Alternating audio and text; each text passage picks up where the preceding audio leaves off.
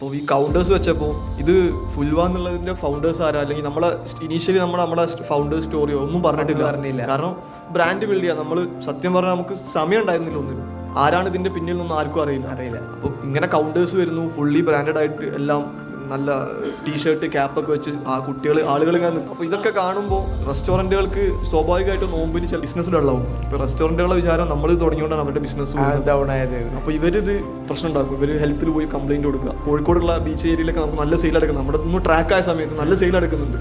ഈ സെയിൽ നടക്കുന്ന സമയത്ത് വന്നിട്ട് ഇവരെന്ത് ചെയ്യും, ഇത് പിടിച്ചുകൊണ്ട് പോകും. എന്നിട്ട് ഒരു അതിൻ്റെ ആളുകളോട് വരാൻ പറയും, സംസാരിക്കണം പറയും. നമ്മൾ ചെല്ലുമ്പോൾ അവർ അല്ല ഇതിൻ്റെ ഓണർ ഇവരെ വിളിക്കും. അപ്പം പറയും നമ്മൾ തന്നെയാണ് ഇതിൻ്റെ ഓണർ.